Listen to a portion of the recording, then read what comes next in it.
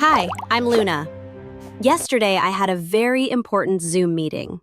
Hair perfect, makeup flawless, blazer crisp, smile professional. I looked like I had my life together. Then my cat jumped on my desk and the camera tilted down, revealing my SpongeBob pajama pants and the fact that I hadn't worn real pants in 4 days. Welcome to today's topic, the persona, or as I like to call it, why I have 17 different personalities and none of them are actually me. So here's the thing Carl Jung figured out, while probably also wearing pajamas to important meetings.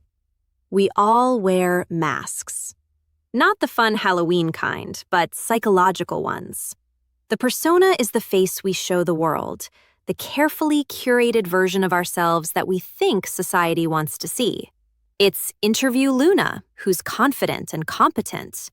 It's grocery store Luna, who pretends she totally meant to buy 3 watermelons. It's Instagram Luna, who definitely woke up like this and is absolutely not filtering her existential dread. The problem?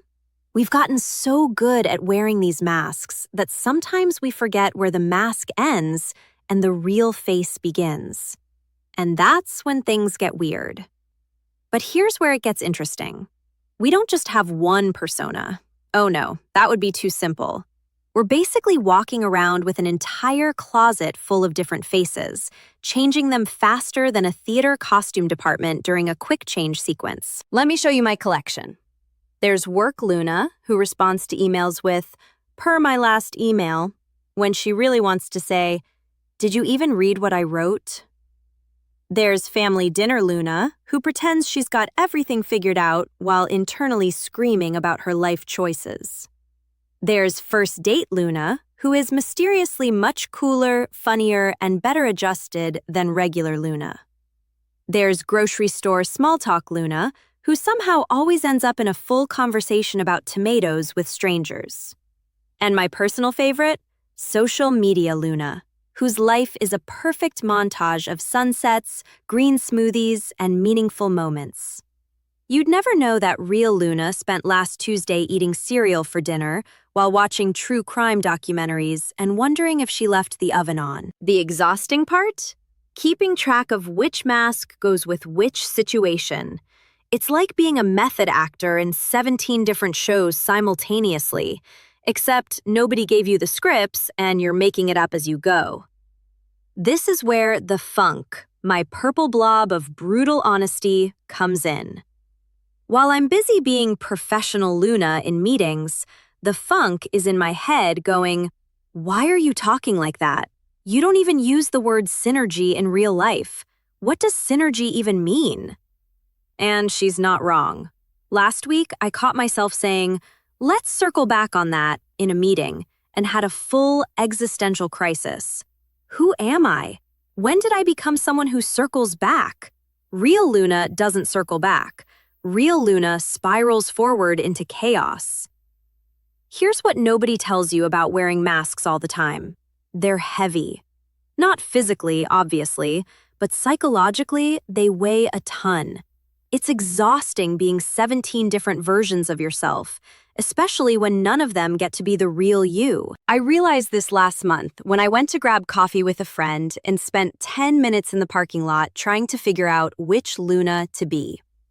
Should I be successful Luna, who has everything together? Vulnerable Luna, who needs support? Funny Luna, who deflects everything with humor?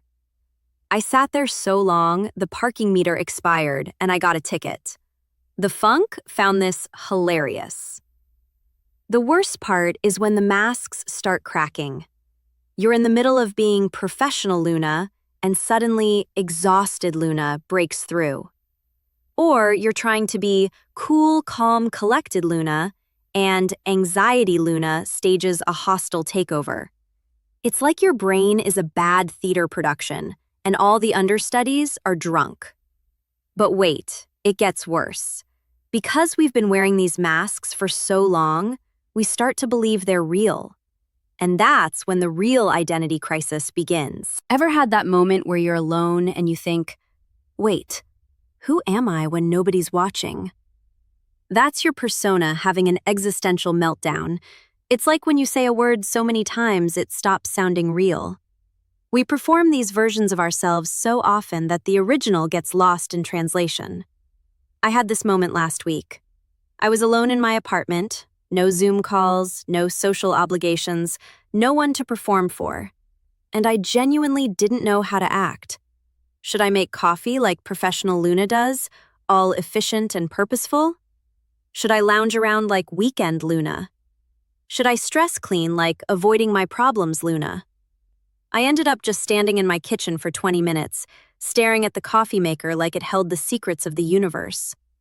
The funk was eating popcorn in my head, thoroughly entertained by my breakdown. Here's the uncomfortable truth. Your persona isn't you. It's a performance. A very convincing one, sure, but still a performance. And the longer you perform, the harder it becomes to remember your lines from real life. Now, you might be thinking, but Luna, I need these masks. Society requires them. I can't just show up to a job interview as my authentic, messy self. And you're right. We need some level of persona to function in society. The problem isn't having masks. The problem is forgetting you're wearing them. It's the difference between I'm putting on my professional face for this meeting and I am this professional face and anything else is fake. One is a tool. The other is an identity crisis waiting to happen. I learned this the hard way when I realized I was performing even when I was alone. I was making my bed every morning not because I wanted to, but because productive Luna would make her bed. I was eating salads I didn't want because health-conscious Luna eats salads. I was living my life according to what various versions of my persona would do, and real Luna was nowhere to be found. The funk finally had enough. She looked at me one day and said, "Who are you trying to impress? The furniture? The plants? They don't care if you eat ice cream for breakfast." And she was right. I was performing for an imaginary audience that didn't exist. I'd internalized all these personas so deeply that I couldn't turn them off. Even in my own home, alone, I was still wearing masks. So here's what I did. I started taking them off. Not all at once, because that would be chaos, but slowly, deliberately. I started asking myself, is this what I want? Or is this what one of my personas thinks I should want? Turns out, real Luna doesn't actually like yoga. Wellness Luna likes yoga.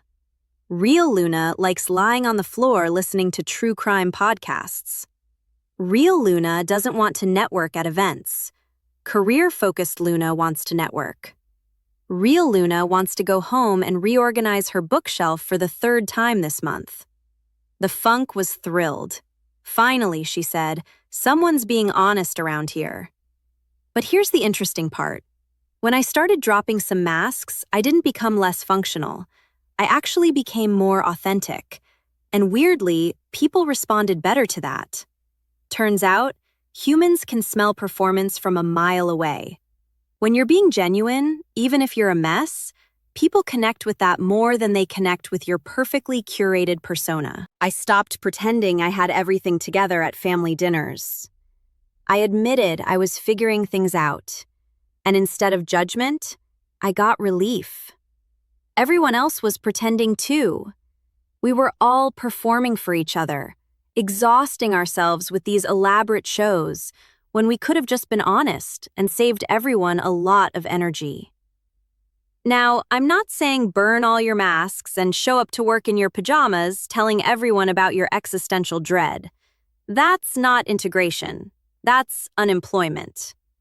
What I'm saying is, know the difference between putting on a mask for a specific situation and becoming the mask permanently.